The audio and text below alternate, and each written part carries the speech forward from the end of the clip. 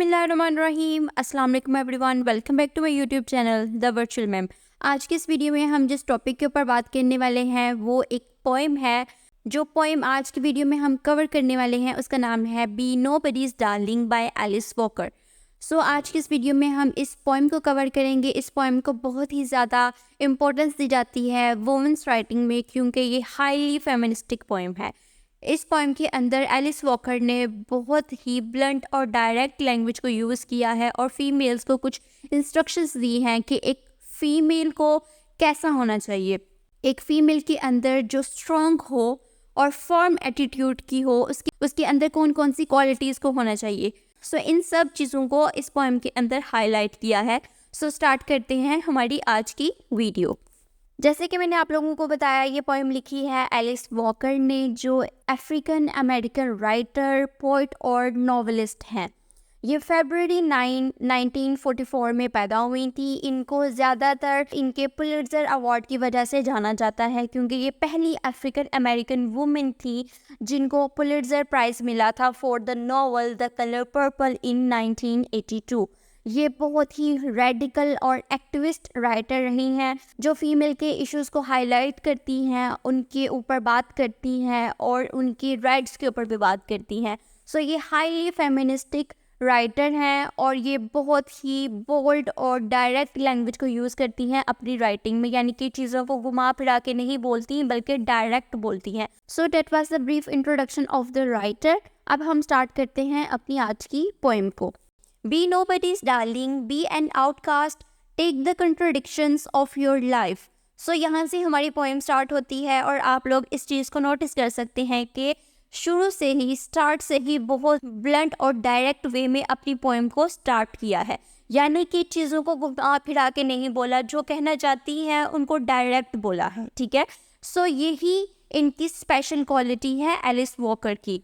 Okay, so Alice Walker कहती हैं be nobody's darling, be an outcast.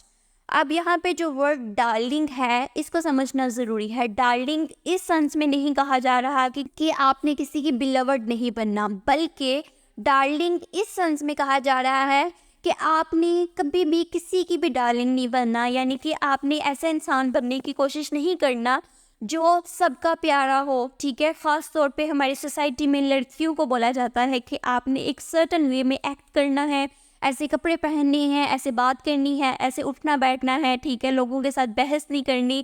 क्यों? क्योंकि आप सबकी नज़र में अच्छे बने। ठीक है, सो यहाँ पे स्टार्ट में ही फीमेल्स को कहा गया है बी नोबडीज डार्लिंग, यानी कि आपको किसी की भी डार्लिंग बनने की कोशिश नहीं करनी। ठीक है, कुछ भी एक्स्ट्रा करने की ज़रूरत नहीं है। ठीक है, आप जैसे हैं वैसे ही रहें, आप जैसे हैं वैसे ही रहें, यानी कि बी योर सेल्फ। किसी को इम्प्रेस करने के लिए खुद को चेंज मत करें, अपने व्यूज़ को स्नब ना करें, जो आप हैं वो लोगों को दिखाएं। ठीक है, अगर लोग इससे आपको डार्लिंग नहीं समझते, इससे आपको अच्छा नहीं समझते, इट डजंट मैटर। ठीक है, आपको लोगों को इम्प्रेस करने की ज़रूरत नहीं है। बी एन आउटकास्ट, यानी कि लोगों से हट के रहें। ठीक है, सबकी जैसा ना बने। अब हर लड़की अगर लोगों को इम्प्रेस करती है, सबकी डार्लिंग बनती है, तो आपको बनने की ज़रूरत नहीं है। ठीक है, ज़रूरी नहीं है कि हर कोई आपको पसंद करे, आप सबसे डिफरेंट भी हो सकते हैं। ठीक है, be yourself, take the contradictions of your life and wrap around you like a shawl. Take the contradictions of your life, यानी कि आपके व्यूज़ दूसरे लोगों से हट के हो सकते हैं। ठीक है, अब आपके व्यूज़ एक चीज़ को लेके, एक टॉपिक को लेके इस तरह के हैं और दूसरे इंसान की दूसरी तरह से हैं। सो आपको ज़रूरत नहीं है कि आप अपने व्यूज़ को अमेंड करें और किसी के मुताबिक उसको शेप दें। ठीक है, बल्कि ठीक है, अगर कोई आपको बातें करता है कि ऐसे नहीं ऐसे होना चाहिए, तो उसको रहने दें ऐसे ही। ठीक है, यानी कि take the contradictions of your life. ज़रूरी नहीं है कि हर कोई आपके व्यू के साथ ही मिले, और ये भी ज़रूरत नहीं है कि आपके व्यूज़ हर किसी के व्यूज़ के साथ मिलने चाहिए। हर इंसान की अपनी सोच होती है। सो हमें इन कंट्राडिक्शंस को अपनी लाइफ में लेना चाहिए and wrap around you like a shawl. और ये जितना भी क्रिटिसिज्म लोग आपके ऊपर करते हैं, उनको आपने ऐसे लेना है अपने ऊपर जैसे कि एक शॉल है। ठीक है, यानी कि ये आपकी पर्सनैलिटी का हिस्सा बन जाए। अब यहाँ पे ये जो लिखा हुआ है, take the contradictions of your life and wrap around you like a shawl, इसका मतलब ये है कि लोग आपके ऊपर क्रिटिसिज्म करते हैं। जब भी आप लोगों से हटके होते हैं, आप कुछ डिफरेंट करते हैं, तो लोग आपके ऊपर क्रिटिसिज्म करते हैं, आपको बातें करते हैं। आपने इन चीज़ों से परेशान नहीं होना, बल्कि आपने इन सब चीज़ों से अपनी पर्सनैलिटी को मिच्योर करना है, ठीक है। जैसे जैसे आप लोगों का क्रिटिसिज्म फेस करेंगे, आप रेजिलियंस शो करेंगे, आपकी जो पर्सनैलिटी है वो बहुत ज़्यादा बोल्ड बनेगी, फर्म एटीट्यूड के मालिक आप बन जाएंगे, ठीक है। सो जितनी भी कंट्रोडिक्शंस आपकी लाइफ में आती हैं, जितने भी लोग आपको बातें करते हैं, क्रिटिसिज्म करते हैं, उन सब चीज़ों को एक्सेप्ट करें, ठीक है, और उसको अपनी पर्सनैलिटी का हिस्सा बनाएं, ऐसे जैसे एक शॉल एक फीमेल क्लोथिंग का हिस्सा होती है, ठीक है, यानी कि उसकी पर्सनैलिटी का पार्ट होती है, ठीक है। सो इससे आप अपनी पर्सनैलिटी को मिच्योर करें, रिफाइन करें, शेप दें, ठीक है। नेक्स्ट एलिस वॉकर कहती हैं, to parry stones to keep you warm, watch the peoples come to madness with ample cheer. So यहाँ पे इस लाइन के अंदर जो पैरी स्टोन्स है, इसका मतलब है, ये एक मेटाफर को यूज़ किया है, यानी कि लोगों के टॉन्ट्स, लोग आपके ऊपर हार्श बातें करते हैं, आपको ताने देते हैं, ठीक है। सो यहाँ पे वो कह रही हैं, to parry stones to keep you warm, यानी कि जो लोगों की टॉन्ट्स हैं, जो हार्श वर्ड्स हैं लोगों के, ये आपको वार्म करने के लिए होने चाहिए, जैसे कि पैरी स्टोन्स होते हैं, ठीक है। ये आपको मोटिवेट करने चाहिए, ठीक है। ऐसा नहीं है कि आप लोगों के इन हार्श वर्ड्स की वजह से हिम्मत हार जाएं, बल्कि ये जो टोन्स हैं, ये जो हार्श वर्ड्स हैं, इनसे आपको एनर्जी मिलनी चाहिए। लोग आपके ऊपर क्रिटिसिज्म करते हैं, तो बल्कि आप उस चीज़ को और करें, ठीक है, यानी कि जो आपको अच्छा लगता है आप वही करें। और फिर कहती हैं, watch the peoples come to madness with ample cheer, और लोगों को देखें, जो लोग पागल होते हैं आपके ऊपर या आपको पागल समझती हैं, तो उनकी तरफ सिर्फ और सिर्फ एक एम्पल चीयर के साथ देखें, मुस्कुरा दें, बल्कि आपको उनके ऊपर ध्यान नहीं देना चाहिए कि वो आपको पागल समझते हैं या आपको देख के वो पागल होते हैं, ठीक है। यहाँ पे इस लाइन की watch the peoples come to madness with ample cheer, यहाँ पे डुअल मीनिंग है कि कभी कभी लोग आपको देख के पागल हो जाते हैं गुस्से से कि ये ऐसा क्यों कर रहा है, ठीक है, और कभी कभी लोग आपको पागल कंसिडर करते हैं, ठीक है। सो यहाँ पे एलिस वॉकर कहती है कि बस लोगों को छोड़ें, वो जो देखते हैं देखने दें। अगर वो आपको पागल समझती हैं तो इनको समझने दें, और अगर वह खुद पागल होते हैं, आपको देख देख के मैडनेस का शिकार हो रहे हैं कि ये ऐसे क्यों कर रही है, ठीक है, तो उनको होने दे, बस एक स्माइल दे दे, just watch them with a ample cheer, let them look askance at you and you askance reply, be an outcast।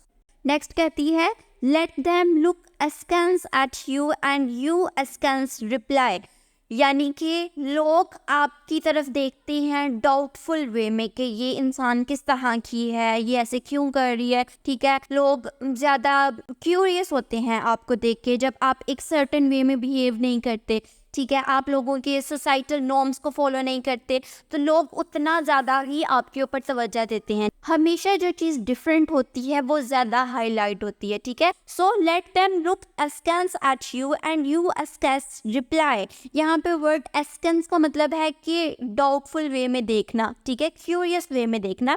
सो आप उनको देखने दें, ठीक है, जैसा समझते हैं वैसा ही समझते रहें।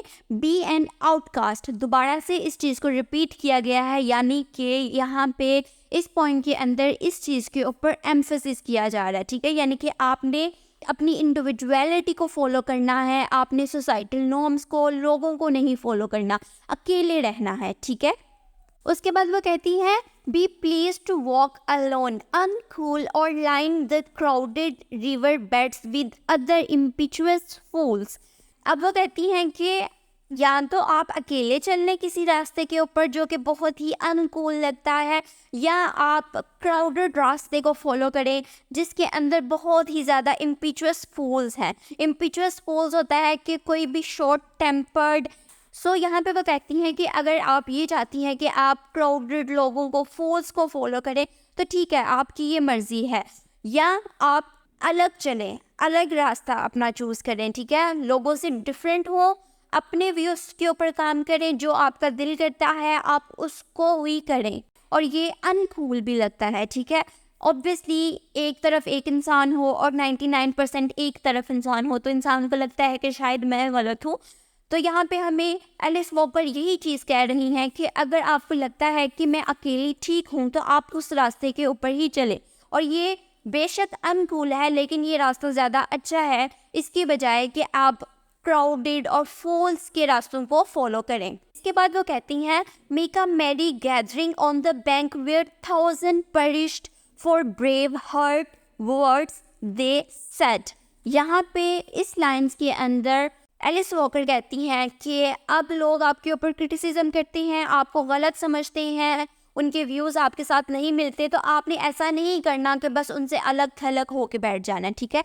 यानी कि आपने लोगों के अंदर मिक्सअप नहीं होना, आपने अलग रहना है, नहीं, बल्कि make a gathering on the bank where 1000 perished। 1000 perished का मतलब है कि ऐसे लफ्ज़ जिससे कि कोई इंसान हर्ट हो, इतना हर्ट हो कि इंसान पेरिश ही कर जाए, ठीक है। यानी कि आपने गैदरिंग के अंदर भी जाना है जहाँ पे लोग आपको हर्टफुल बातें भी कहते हैं, लेकिन आपने उन सब चीज़ों को सुनना है, उन सब चीज़ों को फेस करना है और आपने हिम्मत नहीं हारनी। यानी कि उन सब चीज़ों को आपने ब्रेवली फेस करना है। अगर आप सबसे अलग थलग होके रहेंगे, किसी के साथ मिक्सअप नहीं होंगे, क्योंकि लोग आपके ऊपर क्रिटिसिज्म करते हैं, तो फिर तो आप ब्रेव इंसान ना हुए, ठीक है, आप बोल्ड ना हुए, ठीक है। सो इसलिए आपने लोगों के अंदर मिक्स होना है, लोगों की कंपनी को एंजॉय करना है, अपनी लाइफ को एंजॉय करना है, लेकिन आपने जो कंट्राडिक्शंस हमें मिलती हैं लाइफ से, लोगों से, जो लोगों से क्रिटिसिज्म मिलता है, उसको भी ब्रेवली हमने फेस करना है। नेक्स्ट वो लास्ट स्टेंजा में कहती हैं but be nobody's darling, be an outcast qualified to live among your dead. दोबारा से वो अपने मैसेज को रिपीट कर रही हैं जहाँ से हमने स्टार्ट किया था।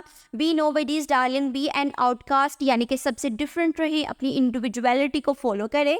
Qualified to live among your dead, यहाँ पे वो ये कहना चाह रही हैं कि आप जब अपनी इंडिविजुअलिटी को फॉलो करेंगे, आप अलग इंसान होंगे, अपनी सोच के मालिक होंगे, आप अपनी तरीके से ज़िंदगी को गुजारेंगे जो सबसे डिफरेंट होगी, ठीक है। सो इट मीन्स कि आप क्वालिफाई करते हैं to live among your dead, यानी कि अब 100 लोग हैं, 100 लोग एक ही रास्ते के ऊपर चलते हैं, एक ही काम करते हैं और इवेंचुअली वो मर जाते हैं, ठीक है। सो जब वो मर जाती हैं उनको कोई भी याद नहीं रखता, क्योंकि वो बहुत आम लोग थे, उनकी एक्टिविटीज़, उनके एक्शंस ऐसे ही थे जैसे सब करते थे, ठीक है। यानी कि वो क्वालिफाइड नहीं हुए to live among your dead. So आपने अपनी इंडिविजुअलिटी को फॉलो करना है, आपने डिफरेंट होना है, आउटकास्ट होना है और क्वालिफाई करना है to live among your dead, यानी कि आप जब मर जाएं फिर भी आपका नाम हो सोसाइटी के अंदर, लोग आपको याद करें। और ऐसा ही होता है हमारी सोसाइटी में कि जब एक इंसान अपनी ज़िंदगी में कुछ भी डिफरेंट करता है तो सब लोग उसको क्रिटिसाइज़ करते हैं, लेकिन जब वो मर जाता है तो फिर लेटर ऑन लोग उसकी वैल्यू को समझते हैं, उसको अप्रिशिएट करते हैं और उसको हमेशा याद रखा जाता है, ठीक है। सो यही चीज़ यहाँ पे एलिस वॉकर हमें कह रही है कि आपने अपनी सोसाइटी को फॉलो नहीं करना, आपने ऐसे ही नहीं रहना जैसे सब रहते हैं, आपने डिफरेंट होना है और क्वालिफाई करना है खुद को इस तरह की जब आप मर जाएं फिर भी लोग आपको याद रखें। सो यहाँ पे हमारी पॉइंट ख़त्म हो जाती है, ठीक है। सो इस पॉइंट को अगर आप ओवरऑल देखिए, इसमें एक ही थीम हमें नज़र आता है, फेमिनिज्म फेमिनिज्म फेमिनिज्म, ठीक है। सो आपने इसी पर्सपेक्टिव से बात करनी है। So that was all for this poem. मुझे उम्मीद है कि आप लोगों को इसकी समझ आ गई होगी, कोई इतनी खास मुश्किल ये पोएम नहीं थी, फिर भी मैंने कोशिश की है कि मैं इसको अच्छे से एक्सप्लेन कर सकूँ। सो इंशाल्लाह हम लोग बहुत जल्द मिलेंगे अपनी नई वीडियो के साथ, तब तक के लिए अल्लाह हाफिज़।